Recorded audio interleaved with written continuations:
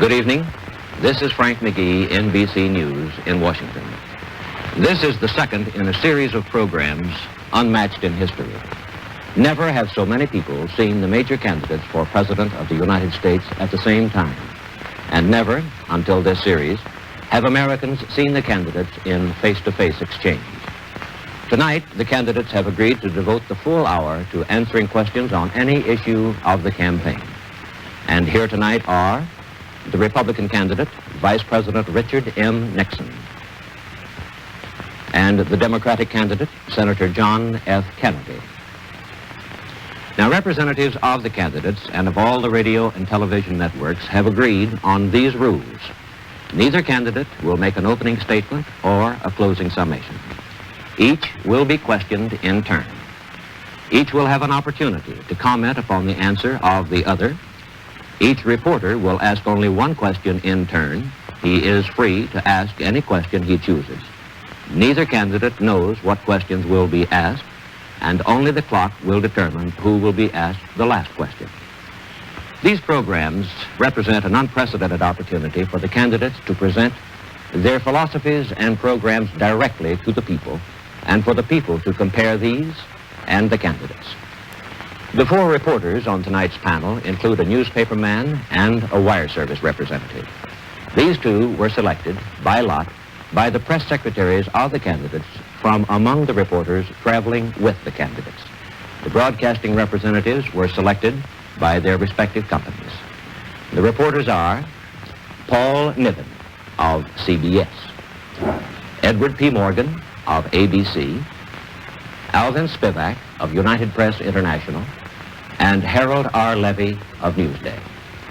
Now, the first question is from Mr. Niven and is for Vice President Nixon. Mr. Vice President, Senator Kennedy said last night that the administration must take responsibility for the loss of Cuba. Would you compare the validity of that statement with the validity of your own statements in previous campaigns that the Truman administration was responsible for the loss of China to the communists? Well, first of all, I don't agree with Senator Kennedy that Cuba is lost. And certainly, China was lost when this administration came into power in 1953. As I look at Cuba today, I believe that we are following the right course, a course which is difficult, but a course which, under the circumstances, the only proper one, which will see that the Cuban people get a chance to realize their aspirations of progress through freedom, and that they get that with our cooperation with the other of the states in the Organization of American States. Now, Senator Kennedy has made some very strong criticisms of my part, or alleged part, in what has happened in Cuba. He points to the fact that I visited Cuba while Mr. Batista was in power there. I can only point out that if we are going to judge the administrations in terms of our attitude toward dictators, we're glad to have a comparison with the previous administration. There were 11 dictators in South America and in Central America when we came in 1953. Today, there are only 3 left, including the one in Cuba. We think that's pretty good progress. Senator Kennedy also indicated with regard to Cuba that he thought that I had made a mistake when I was in Cuba in not calling for free elections in that country. Now, I'm very surprised that Senator Kennedy, who is on the Foreign Relations Committee, would have made such a statement of this kind. As a matter of fact, in his book, The Strategy for Peace, he took the right position. And that position is that the United States has a treaty with all of the Organization of American States, which prohibits us from interfering in the internal affairs of any other state and prohibits them as well. For me to have made such a statement would have been in direct opposition to that treaty. Now, with regard to Cuba, let me make one thing very clear. There isn't any question but that we will defend our rights there. There isn't any question but that we will defend Guantanamo if it's attacked. There also isn't any question but that the free people of Cuba, the people who want to be free, are going to be supported and that they will attain their freedom. No, Cuba is not lost. And I don't think this kind of defeatist talk by Senator Kennedy helps the situation one bit. Senator Kennedy, would you care to comment? In the first place, I never suggested that Cuba was lost, except for the present. In my speech last night, I indicated that I thought that Cuba one day again would be free. where I've been critical of the administration's policy and where I criticized Mr. Nixon was because in his press conference in Havana in 1955, he praised the competence and stability of the Batista dictatorship. That dictatorship had killed over 20,000 Cubans in 7 years. Secondly, I did not criticize him for not calling for free elections. What I criticized was the failure of the administration to use its great influence to persuade the Cuban government to hold free elections, particularly in 1957 and 1958. Thirdly, Arthur Gardner, a Republican ambassador, Earl Smith, a Republican ambassador in succession, both have indicated in the past 6 weeks that they reported to Washington that Castro was a Marxist, that Raul Castro was a communist, and that they got no effective results. Instead, our aid continued to Batista, which was ineffective. We never were on the side of freedom. We never used our influence when we could have used it most effectively. And today, Cuba is lost for freedom. I hope someday it will rise. But I don't think it will rise if we continue the same policies towards Cuba that we did in recent years, and in fact towards all of Latin America, when we've almost ignored the needs of Latin America.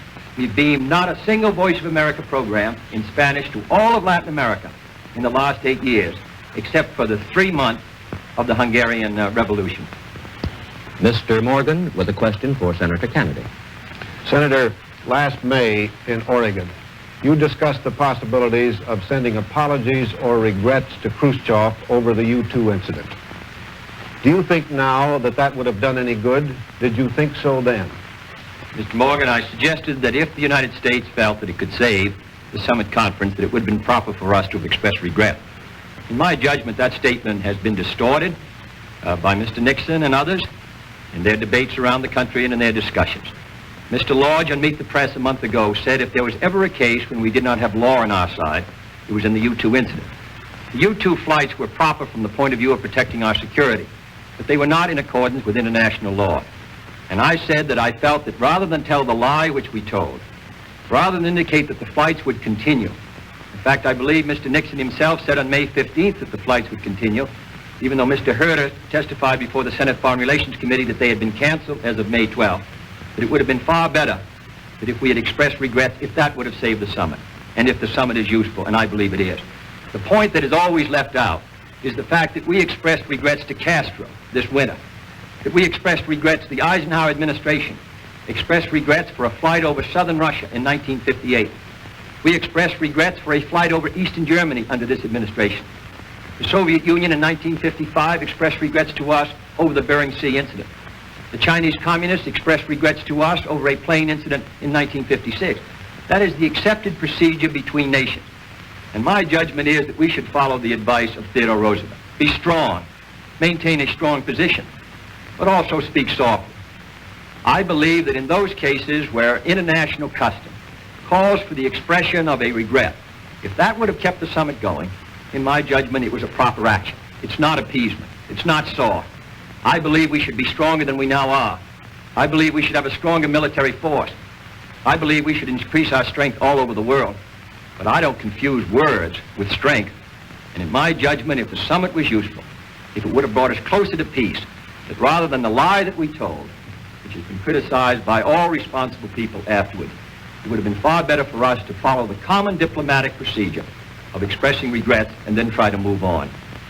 Mr. Vice President. I think Senator Kennedy is wrong on 3 counts. First of all, he's wrong in thinking, or even suggesting, that Mr. Khrushchev might have continued the conference if we had expressed regrets. He knew these fights were going on long before, and that wasn't the reason that he broke up the conference. Second, he's wrong in the analogies that he makes. The United States is a strong country. Whenever we do anything that's wrong, we can express regrets. But when the President of the United States is doing something that's right, something that is for the purpose of defending the security of this country against surprise attack, he can never express regrets or apologize to anybody, including Mr. Khrushchev. Now, in that connection, Senator Kennedy has criticized the President on the ground not only of not expressing regrets, but because he allowed this flight to take place while the summit conference, or immediately before the summit conference, occurred. This seems to me is criticism that again is wrong on his part. We all remember Pearl Harbor. We lost 3,000 American lives. We cannot afford an intelligence gap. And I just want to make my position absolutely clear with regard to getting intelligence information. I don't intend to see to it that the United States is ever in a position where, while we're negotiating with the Soviet Union, that we discontinue our intelligence effort. And I don't intend ever to express regrets to Mr. Khrushchev or anybody else if I'm doing something that has the support of the Congress and that is right for the purpose of protecting the security of the United States. Mr. Spivak with a question for Vice President Nixon. Mr. Vice President, you have accused Senator Kennedy of avoiding the civil rights issue when he has been in the South, and he has accused you of the same thing. With both North and South listening and watching, would you sum up your own intentions in the field of civil rights if you become president?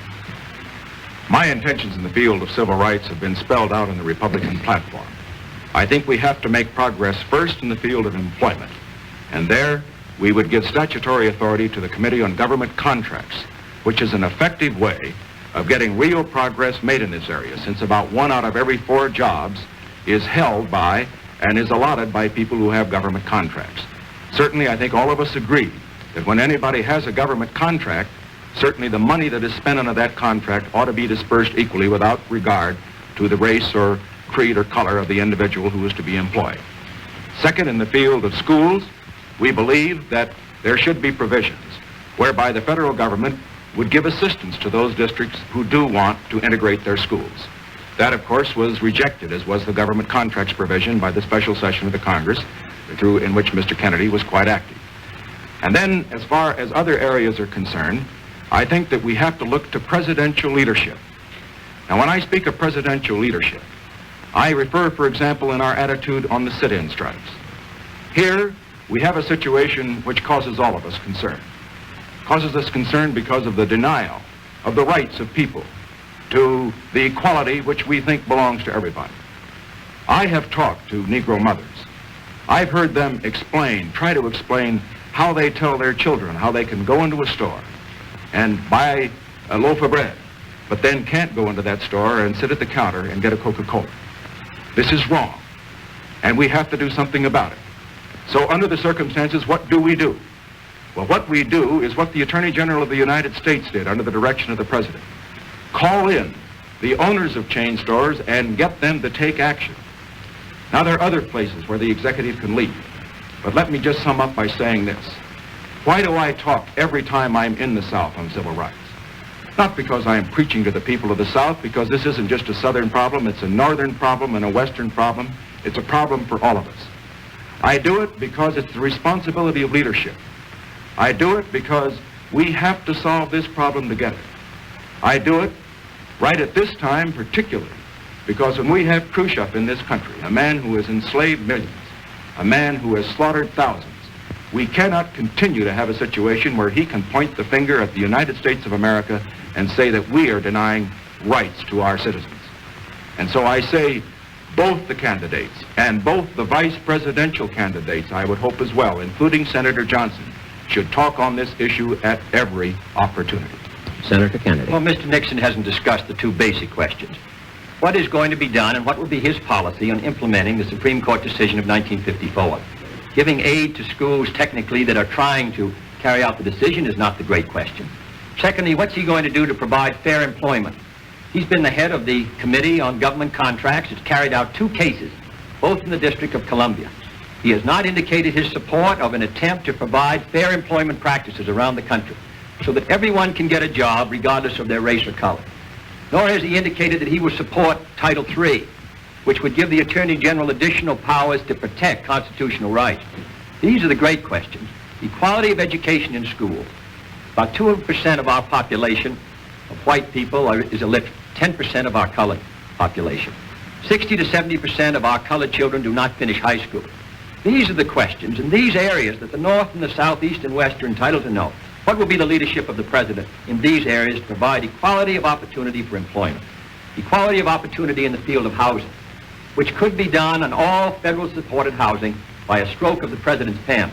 What will be done to provide equality of education in all sections of the United States? Those are the questions to which the President must establish a moral tone and moral leadership.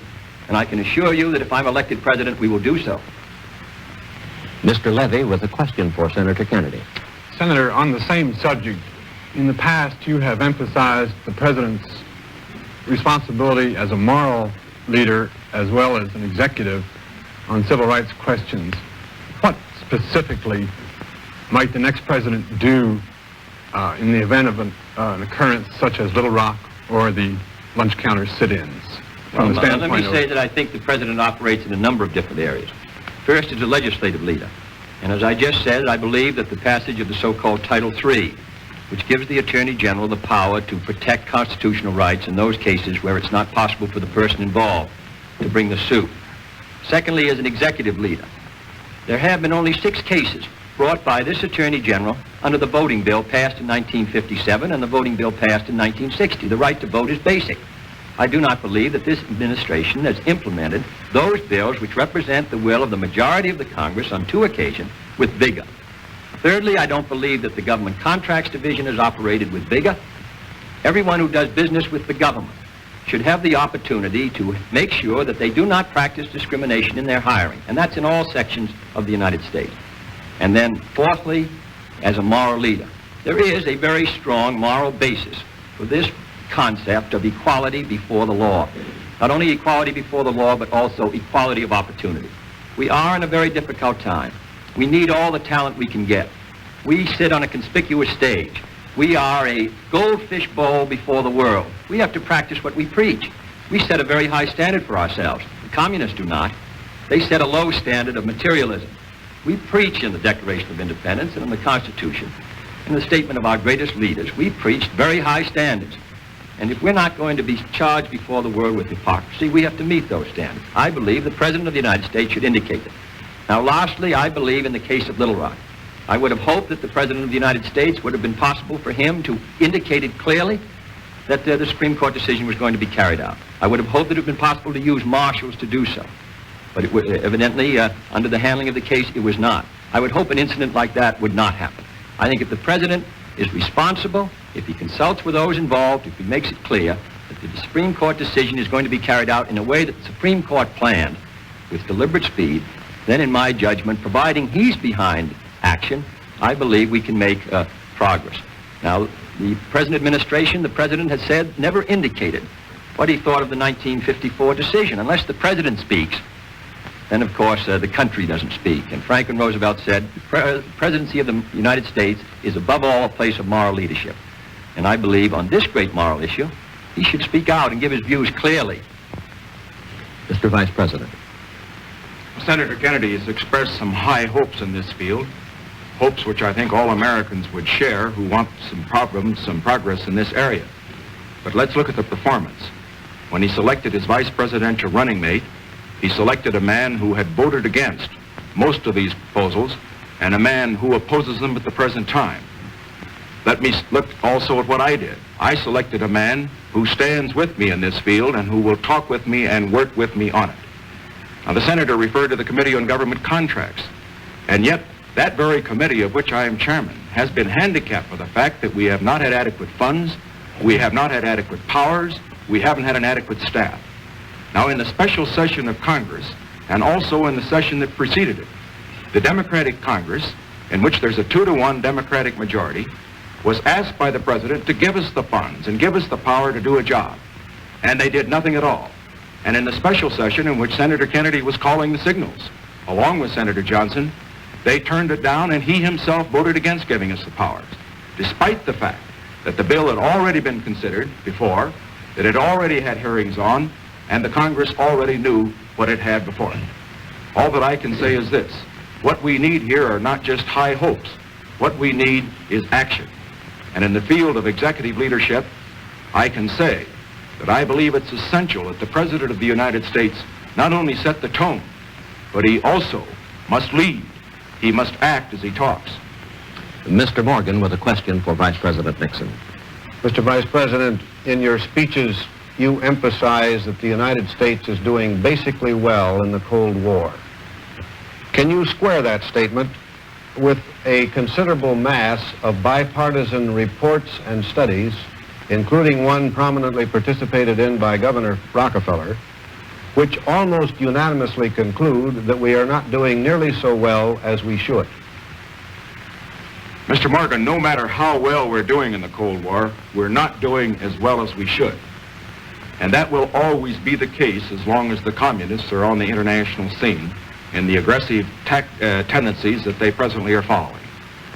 Now, as far as the present situation is concerned, I think it's time that we nail a few of these distortions about the United States that have been put out.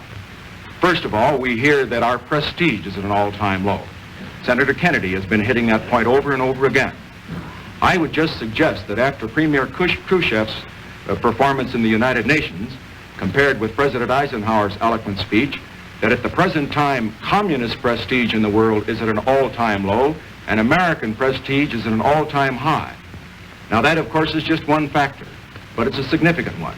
When we look, for example, at the vote in the Congo, we were on one side, they were on the other side. What happened? There were 70 votes for our position and none for theirs. Look at the votes in the United Nations over the past 7.5 years. That's a test of prestige. Every time the United States has been on one side and they've been on the other side, our position has been sustained. Now, looking to what we ought to do in the future. In this Cold War, we have to recognize where it is being fought, and then we have to develop programs to deal with it. It's being fought primarily in Asia, in Africa, and in Latin America. What do we need? What tools do we need to fight it? Well, we need, for example, economic assistance. We need technical assistance. We need exchange. We need programs of diplomatic and other character which will be effective in that area. Now, Senator Kennedy a moment ago referred to the fact that there was not an adequate Voice of America program for Latin America.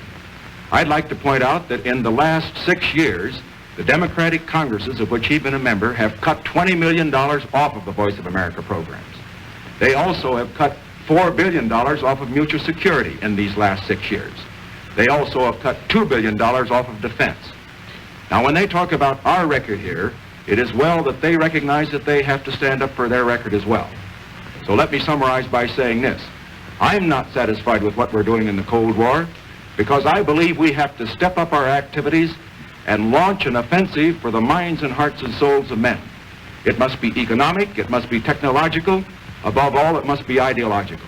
But we've got to get help from the Congress in order to do this.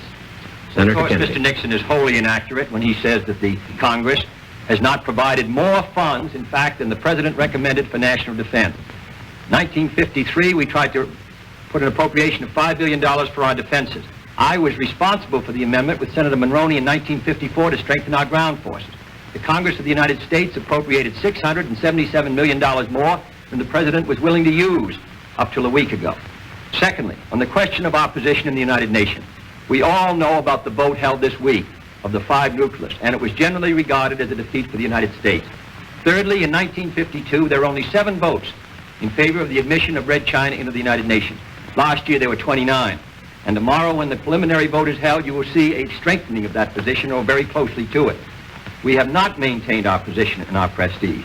A Gallup poll taken in February of this year, asking in 8 out of 9 countries, they asked the people, who do they think would be ahead by 1970, militarily and scientifically? And a majority in 8 of the 9 countries said the Soviet Union would by 1970.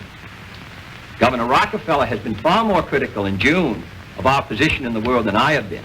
The Rockefeller Brothers report, General Ridgway, General Gavin, the Gaither report, various reports of congressional committees all indicate that the relative strength of the United States, both militarily, politically, psychologically, and scientifically, and industrially, the relative strength of the United States compared to that of the Soviet Union and the Chinese Communists together has deteriorated in the last 8 years, and we should know it, and the American people should be told the facts. Mr. Spivak with a question for Senator Kennedy. Senator, following this up, how would you go about increasing the prestige you say we're losing, and could the programs you've devised to do so be accomplished without absolutely wrecking our economy? Yes, we have been wholly indifferent to Latin America until the last few months. The program that was put forward this summer, after we broke off the sugar quota with Cuba, really was done because we wanted to get through the OAS meeting a condemnation of Russian infiltration of Cuba. And therefore we passed an authorization, not an aid bill, which was the first time really since the Inter-American Bank, which was founded a year ago, was developed, that we really have looked at the needs of Latin America, that we've associated ourselves with those people. Secondly, I believe that that it's far better for the United States instead of concentrating our aid, particularly in the underdeveloped world, on surplus military equipment. We poured $300 million of surplus military equipment into Laos. We paid more military aid, more aid into Laos per person than in any country in the world. And we all know now that Laos is moving from neutralism in the direction of the communists. I believe instead of doing that, we should concentrate our aid in long-term loans, which these people can pay back, either in hard money or in local currency. This permits them to maintain their self-respect. It permits us to make sure that the projects which are invested in are going to produce greater wealth. And I believe that in cases of India and Africa and Latin America, that this is where our emphasis should be. I would strengthen the Development Loan Fund. And Senator Fulbright, Senator Humphrey, and I tried to do that.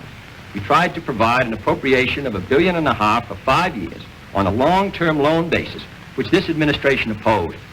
And unless we're ready to carry out programs like that in the 60s, this battle for economic survival, which these people are waging, are going to be lost. And if India should lose her battle, with 35% of the people of the underdeveloped world within her borders, then I believe that the balance of power could move against us. I think the United States can afford to do these things. I think that we could not afford not to do these things. This goes to our survival. And here in a country which, if it is moving ahead, if it's developing its economy to the fullest, which we are not now, in my judgment, we'll have the resources to meet our military commitments and also our commitments overseas. I believe it's essential that we do it, because in the next 10 years, the balance of power is going to begin to move in the world in one direction or another, towards us or towards the communists. And unless we begin to identify ourselves not only with the anti-communist fight, but also with the fight against poverty and hunger, these people are going to begin to turn to the communists as an example. I believe we can do it. If we build our economy the way we should, we can afford to do these things, and we must do it. Mr. Vice President. Senator Kennedy has put a great deal of stress on the necessity for economic assistance. This is important, but it's also tremendously important to bear in mind that when you pour in money without pouring in technical assistance as well, that you have a disastrous situation. We need to step up exchange, we need to step up technical assistance so that trained people in these newly developing countries can operate the economies. We also have to have in mind something else with regard to this whole situation in the world. And that is that as America moves forward, we not only must think in terms of fighting communism, but we must also think primarily in terms of the interests of these countries. We must associate ourselves with their aspirations. We must let them know that the great American ideals of independence, of the right of people to be free, of the right to progress, that these are ideals that belong not to ourselves alone, but they belong to everybody. This we must get across to the world. And we can't do it unless we do have adequate funds for example, information, which has been cut by the Congress, adequate funds for technical assistance. The other point that I would make with regard to economic assistance and technical assistance is that the United States must not rest its case here alone. This is primarily an ideological battle, a battle for the minds and the hearts and the souls of men. We must not meet the communists purely in the field of gross atheistic materialism. We must stand for our ideals. Mr. Levy with a question for Vice President Nixon. Mr. Vice President, the Labor Department today added 5 more major industrial centers to the list of areas with substantial unemployment. You said in New York this week that as President you would use the full powers of the government, if necessary, to combat unemployment. Specifically, what measures would you advocate and at what point? To combat unemployment, we first must concentrate on the very areas to which you refer, the so-called depressed areas. Now, in the last Congress, the special session of the Congress, there was a bill, one by the President, one by Senator Kennedy and members of his party. Now, the bill that the President had submitted would have provided more aid for those areas that really need it, areas like Scranton and Wilkes-Barre and the areas of West Virginia, than the ones that Senator Kennedy was supporting. On the other hand, we found that the bill got into the legislative difficulties and consequently no action was taken. So point one, at the highest priority, we must get a bill for depressed areas through the next Congress. I have made recommendations on that and I have discussed them previously and I will spell them out further in the campaign. Second, as we consider this problem of unemployment, we have to realize where it is. In analyzing the figures, we will find that our unemployment exists among the older citizens. It exists also among those who are inadequately trained. That is, those who do not have an adequate opportunity for education. It also exists among minority groups. If we're going to combat unemployment, then we have to do a better job in these areas. That's why I have a program for education, a program in the case of equal job opportunities, and one that would also deal with our older citizens. Now, finally, with regard to the whole problem of combating recession, as you call it, we must use the full resources of the government in these respects. One, we must see to it that credit is expanded as we go into any recessionary period. And understand, I do not believe we're going into a recession. I believe this economy is sound and that we're going to move up. But second, in addition to that, if we do get into a recessionary period, we should move on that part of the economy which is represented by the private sector. And I mean stimulate that part of the economy that can create jobs, the private sector of the economy. This means through tax reform and, if necessary, tax cuts that will stimulate more jobs. I favor that rather than massive federal spending programs which will come into effect usually long after you've passed through the recessionary period. So we must use all of these weapons for the purpose of combating recession if it should come, but I do not expect it to come. Senator Kennedy. Well, Mr. Nixon has stated the record inaccurately in regard to the depressed area bill. I'm very familiar with it. It came out of the committee of which I was the chairman, the Labor Subcommittee in '55. I was the floor manager. We passed an area redevelopment bill far more effective than the bill the administration suggested on 2 occasions, and the president vetoed it both times. We passed a bill again this year in the Senate, and it died in the Rules Committee of the House of Representatives.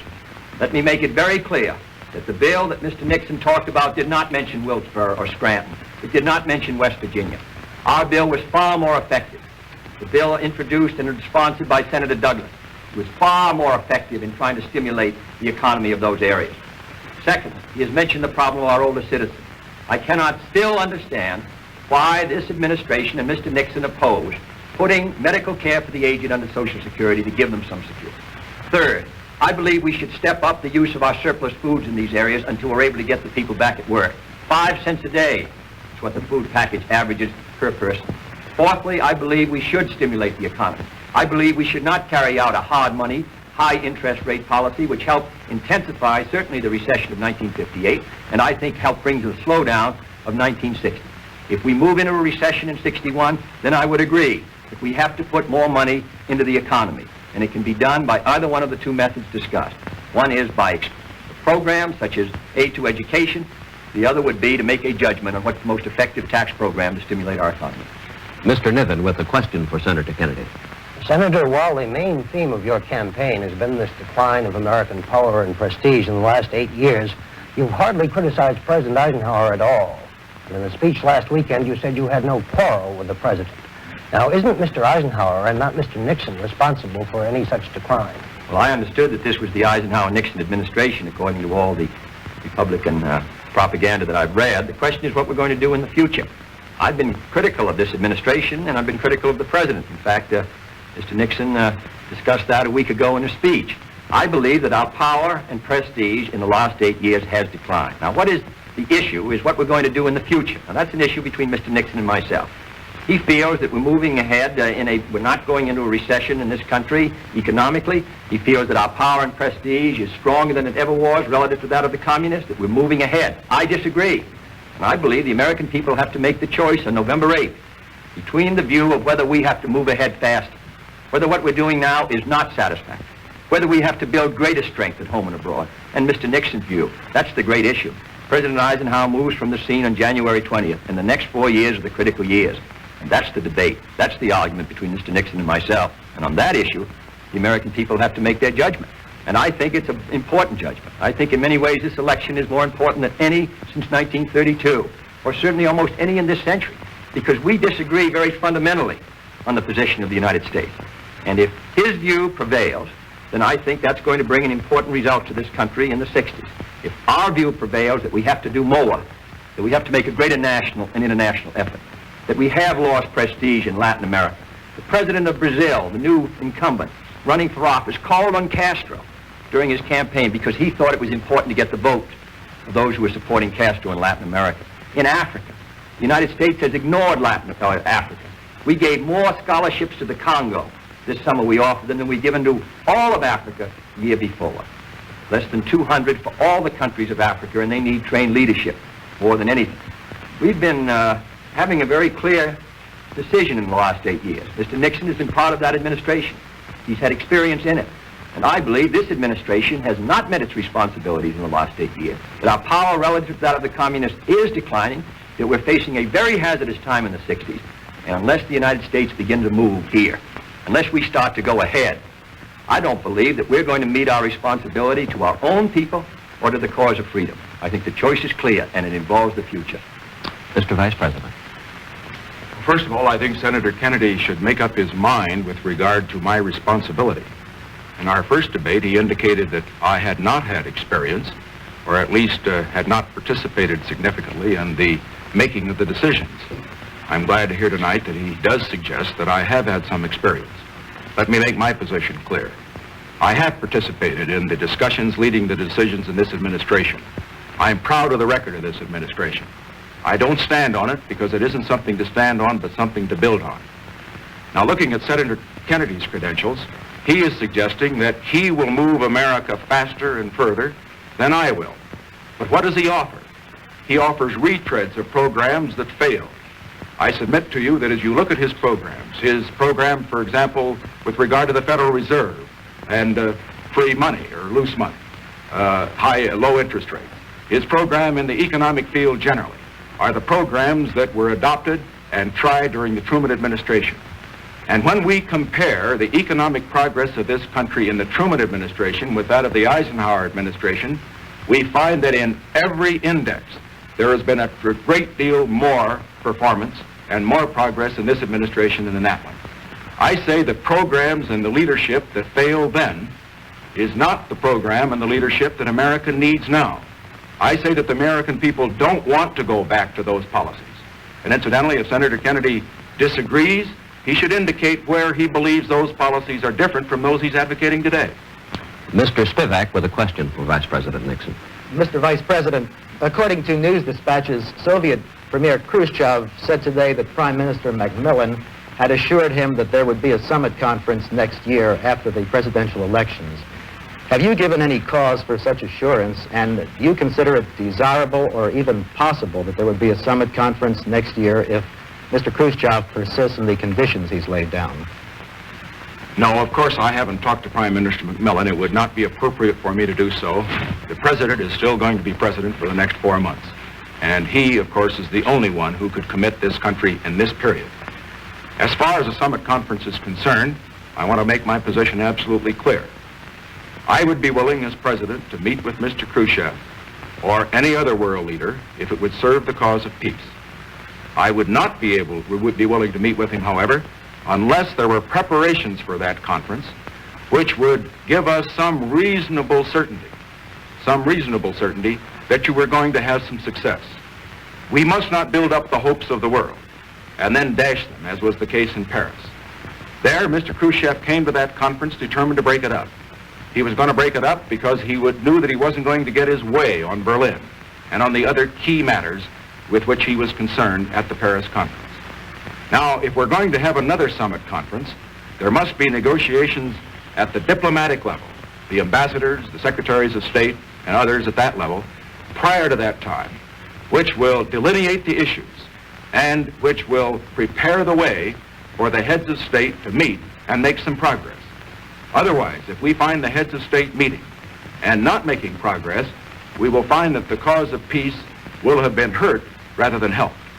So under these circumstances, I therefore strongly urge, and I will strongly hold, if I have the opportunity to urge or to hold this position, that any summit conference would be gone into only after the most careful preparation and only after Mr. Khrushchev, after his disgraceful conduct at Paris, after his disgraceful conduct at the United Nations, gave some assurance that he really wanted to sit down and talk and to accomplish something and not just to make propaganda. Senator Kennedy. I have no disagreement with the Vice President's position on that. My view is the same as his. Let me say there is only one point I would add. Before we go into the summit, before we ever meet again, I think it's important that the United States build its strength, that it build its military strength as well as its own economic strength. If we negotiate from a position where the power balance or wave is moving away from us, it's extremely difficult to reach a successful decision on Berlin, as well as the other questions. Now, the next President of the United States in his first year is going to be confronted with a very serious question on our defense of Berlin, our commitment to Berlin. It's going to be a test of our nerve and will. It's going to be a test of our strength. And because we're going to move in 61 and 2, partly because we have not maintained our strength with sufficient vigor in the last years, I believe that before we meet that crisis, that the next President of the United States should send a message to Congress asking for a revitalization of our military strength. Because come spring or late in the winter, we're going to be face to face with the most serious Berlin crisis since 1949 or 50. On the question of the summit, I agree with the position of Mr. Nixon. I would not meet Mr. Khrushchev unless there were some agreements at the secondary level, foreign ministers or ambassadors, which would indicate that the meeting would have some hope of success or a useful exchange of ideas. Mr. Levy with a question for Senator Kennedy. Senator, in your acceptance speech at Los Angeles, you said that your campaign would be based not on what you intend to offer the American people, but what you intend to ask of them. Since that time, you have spelled out many of the things that you intend to do, but you have made only vague reference to sacrifice and self-denial. A year or so ago, I believe, you said that you would not hesitate to recommend a tax increase if you considered it necessary. Is this what you have in mind?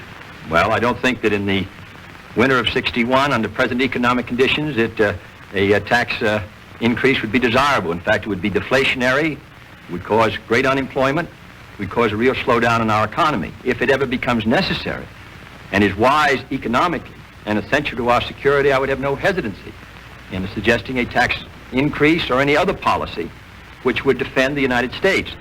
I have talked in every speech about the fact that these are going to be very difficult times in the 1960s and that we're going to have to meet our responsibility as citizens. I'm talking about a national mood. I'm talking about our willingness to bear any burdens in order to maintain our own freedom and in order to meet our freedom around the globe. We don't know what the future is going to bring, but I would not want anyone to elect me President of the United States or vote for me under the expectation that life would be easier if I were elected. Now, many of the programs that I'm talking about, economic growth, care for the aged, development of our natural resources, build the strength of the United States. That's how the United States began to prepare for its great actions in World War II and in the post-war period. If we're moving ahead, if we're providing a viable economy, if our people have sufficient resources so that they can consume what we produce, then this country's on the move. Then we're stronger. Then we set a better example to the world. So we have the problem not only of building our own military strength and extending our policies abroad, we have to do a job here at home. So I believe that the policies that I recommend come under the general heading of strengthening the United States. We're using our steel capacity 55% today. We're not able to consume what we're able to produce at a time when the Soviet Union is making great economic gains. And all I say is, I don't know what the 60s will bring, except I think they will bring hard times in the international sphere. I hope we can move ahead here at home in the United States. I'm confident we can do a far better job of mobilizing our economy and resources in the United States. And I merely say that if they elect me president, I will do my best to carry the United States through a difficult period. But I would not want people to elect me because I promised them the easy, soft life. I think it's going to be difficult, but I'm confident that this country can meet its responsibilities. Mr. Vice President. Well, I think we should be under no illusions whatever about what the responsibilities of the American people will be in the 60s. Our expenditures for defense, our expenditures for mutual security, our expenditures for economic assistance and technical assistance are not going to get less. In my opinion, they're going to be greater. I think it may be necessary that we have more taxes. I hope not. I hope we can economize elsewhere so that we don't have to.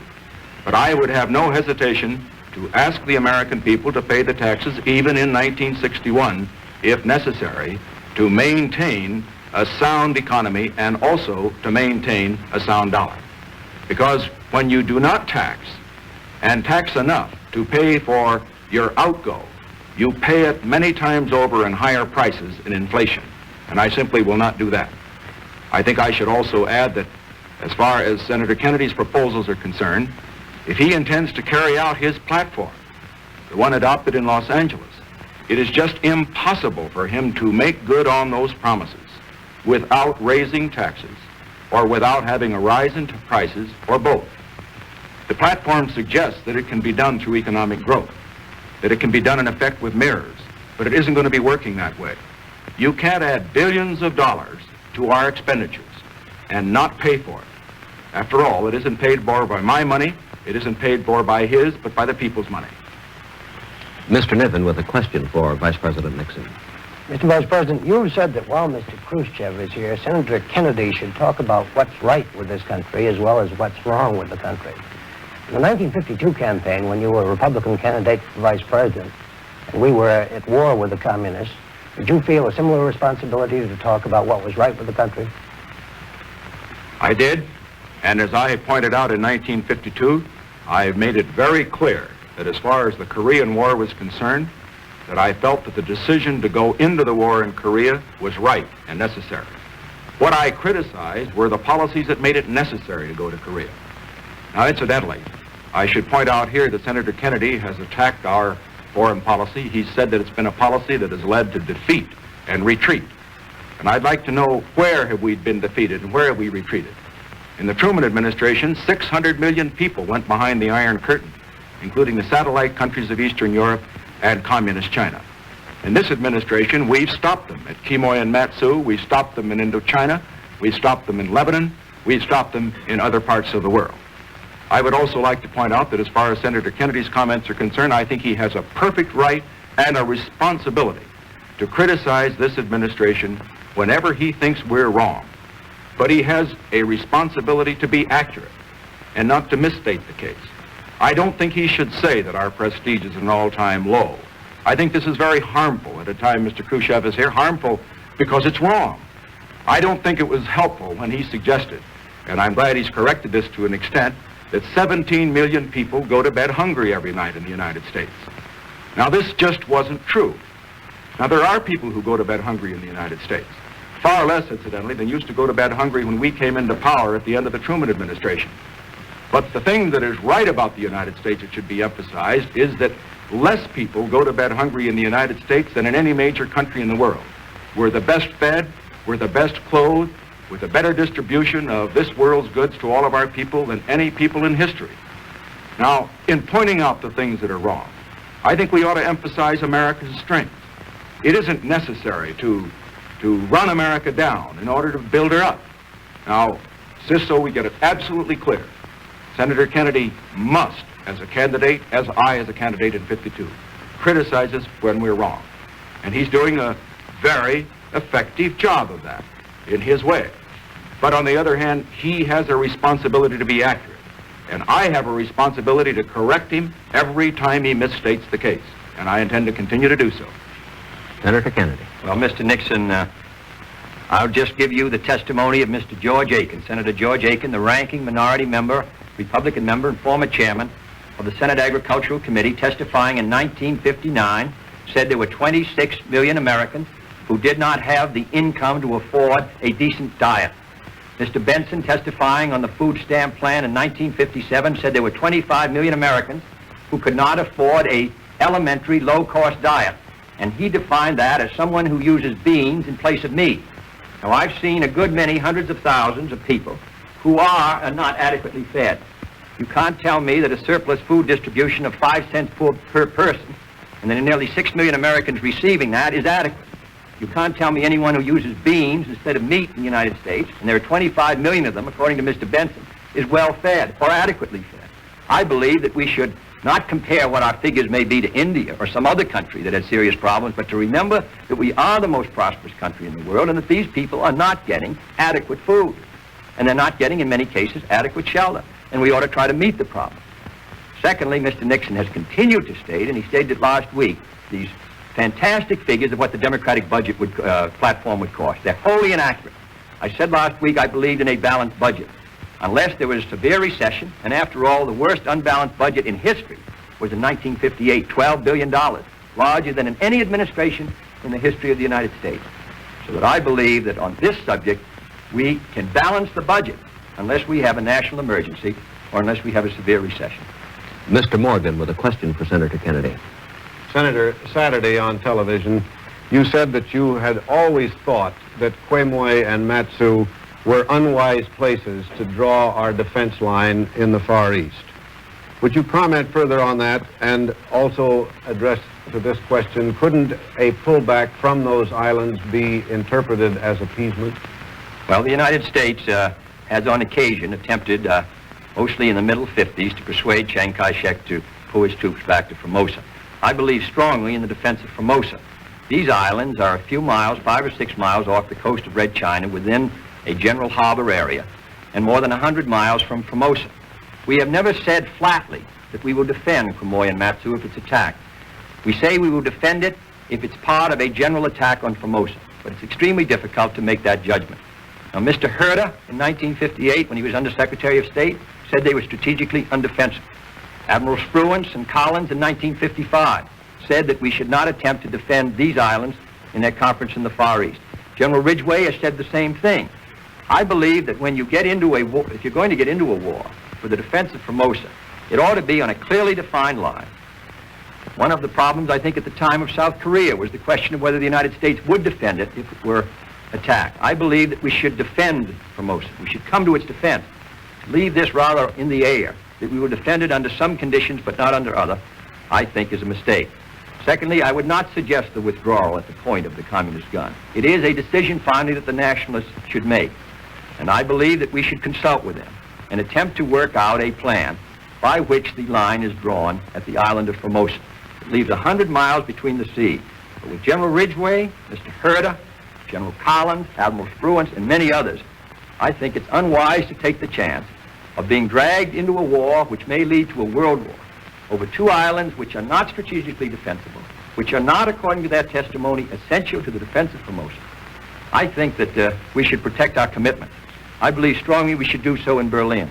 I believe strongly we should do so in Formosa.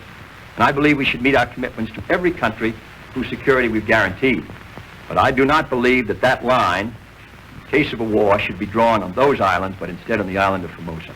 And as long as they are not essential to the defense of Formosa, it's been my judgment ever since 1954, at the time of the Eisenhower Doctrine for the Far East, that our line should be drawn in the sea around the island itself. Mr. Vice President.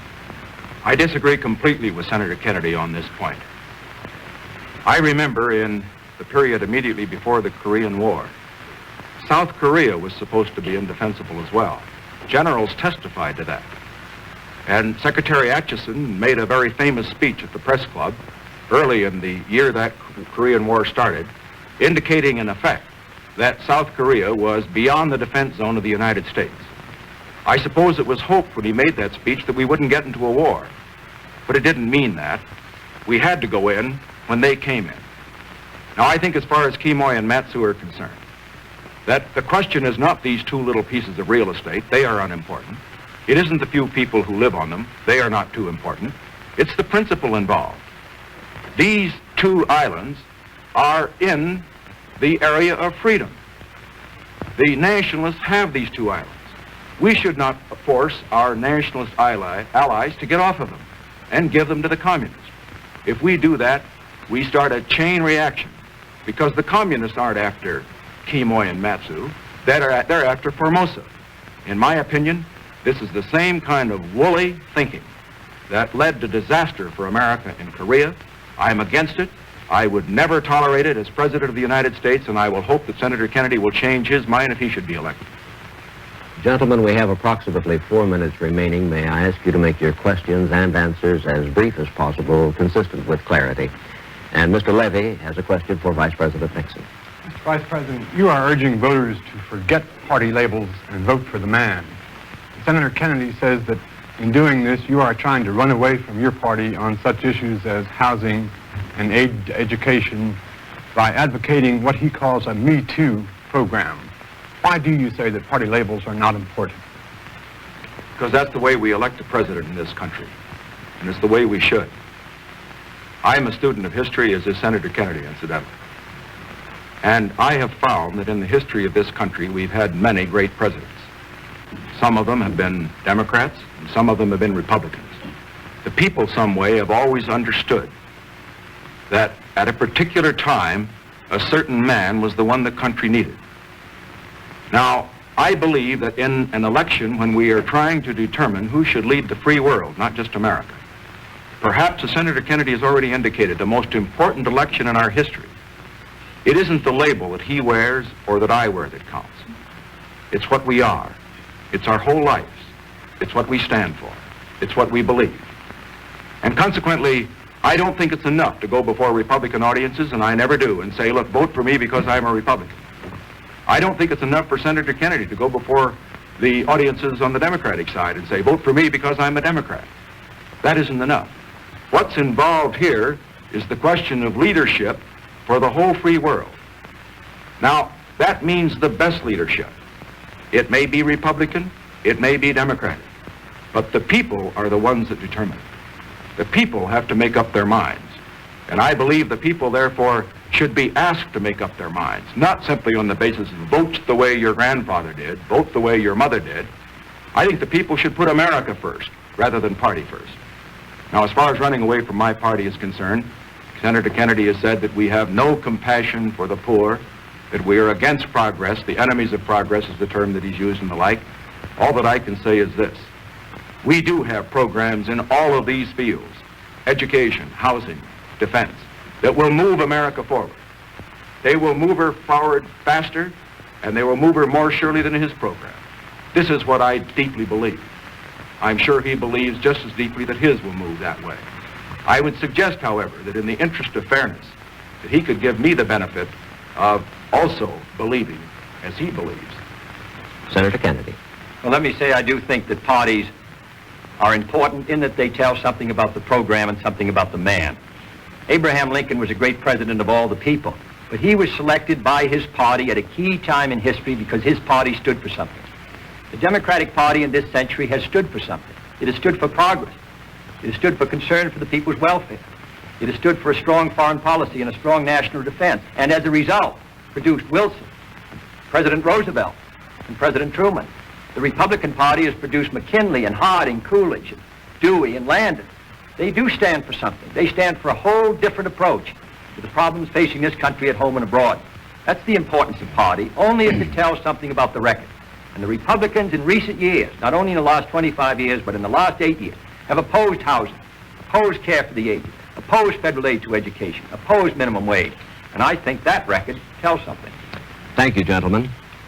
Neither the questions from the reporters nor the answers you heard from Senator John Kennedy or Vice President Richard Nixon were rehearsed. By agreement, neither candidate made an opening statement or a closing summation. They further agreed that the clock alone would decide who would speak last, and each has asked me to express his thanks to the networks and their affiliated stations. Another program similar to this one will be presented Thursday, October 13th, and the final program will be presented Friday, October 21st. We hope this series of radio and television programs will help you toward a fuller understanding of the issues facing our country today, and that on Election Day, November 8th, you will vote for the candidate of your choice. This is Frank McGee. Good night from Washington.